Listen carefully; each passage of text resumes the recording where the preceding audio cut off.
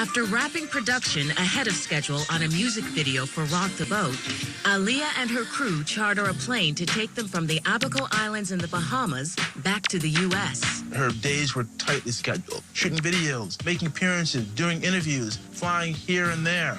And that's exactly the kind of track that Aaliyah was on. Many have speculated that because of Aaliyah's busy schedule, she jumped at the chance to get home early and spend some time with those she loved. On August 25th, 2001, the plane carrying Aaliyah and her crew climbs into the air. Less than a minute later, the plane banks left and then plummets towards the earth, crashing into a nearby marsh with horrifying force. An explosion rockets through the aircraft. Aaliyah and 5 passengers are killed instantly. Eyewitnesses say that they saw the plane take off and immediately crash. It happened so quick. Aaliyah's bodyguard, Scott Gallen, along with 2 others, survived the crash, only to die hours later. Gallen reportedly spends his final moments worrying about Aaliyah and asking rescuers if she's safe.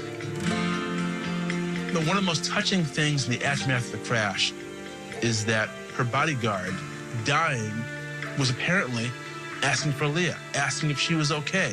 And that although he was about to draw his last breath, even though he had been through this terrible crash himself, his primary concern was to find out, was Aaliyah okay?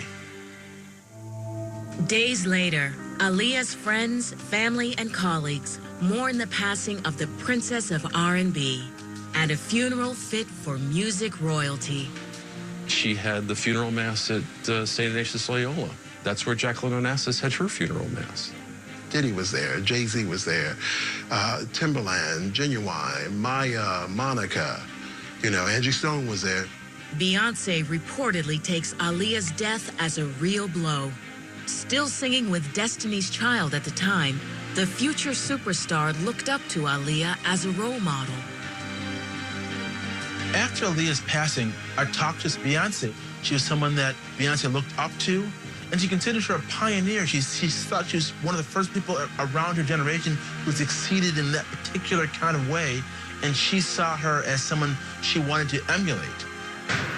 Fans line the streets, lamenting the loss and celebrating the life of Aaliyah. The fans loved her. And it was evident in the processional going down, the people that lined the streets, so you knew that she was loved. One thing that struck me about Aaliyah's passing is the outpouring of emotion on the part of young fans. People who were in their teens and 20s, maybe had never lost someone close to them before, and maybe had never lost someone that they loved as a pop icon before. I just looked up to her so much. And she was such a positive person, and she was so young. Even today, even years after it happening, this wound is still fresh for a lot of those fans because it was like losing their first love, their first pop music love. And so you never forget that. And at the time that she came out, I was going through a lot of self-esteem issues, and I kind of looked up to her. She was definitely an inspiration.